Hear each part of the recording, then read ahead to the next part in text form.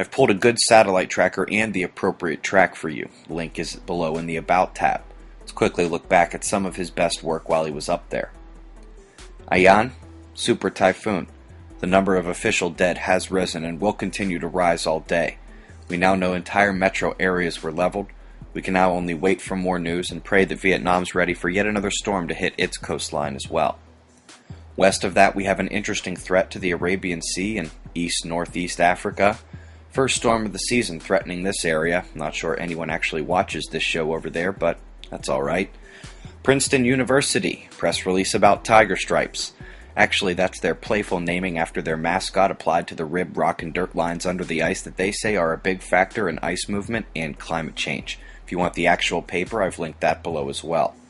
ISON Observing Campaign updated their light curve, showing strong brightening and now closely matching the patterns Bruce Gary is sharing with us as well. They're close to a final word on the sun-facing coma structure, but agree about major brightening. And just an FYI, the JPL orbital diagram for Comet ISON was updated last night with no perceptible changes to the trajectory. Interestingly, this comet diagram uses nearly 6,000 observations, which doesn't quite put it on par with Hale-Bopp, but Comet ISON is officially one of the most observed comets in history pre-naked eye visibility, and I imagine I'll be able to remove that qualifier before it's all said and done. A point of frustration for me, my favorite boy, subject of the widely watched video called Disturbance Under the Ocean, has been taken off the online monitoring system. Very frustrating. That video I just mentioned is in the About tab with the other background videos. Solar wind finally showing a significant CME. Now, we've seen some dense interplanetary shocks as of late, but it's been a long time since something besides a coronal hole ramped us to 500 kilometers per second.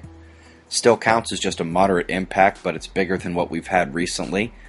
Got some instability. The sensitive metrics suggest a magnetic storm could crop up at some point in the wake of the impact. High-energy protons have been rising in the wake of yesterday's X-flare. The lull in flaring afterwards onset quickly, but may be ending now. Coronal hole power stronger than it has been in the Earth-facing position, and since the quakes quieted with the magnetic tantrum up here, we have our first opening of the fields. Starting with the American West Coast, where two above-average rumbles hit about an hour apart, we also had a significant number of alleged quarry blasts, including a previous one that was taken off the page before the others appeared. Also got global uptick signals everywhere, especially way to the south. Quick note on Soho Lasco C3 as Saturn hides behind this thing here. FYI, that is the satellite arm holding the opaque disk blocking solar glare. In order to see stars, planets, comets, and CME plasma, you need a super sensitive camera, but such a device would be ruined by sun glare, so es bueno.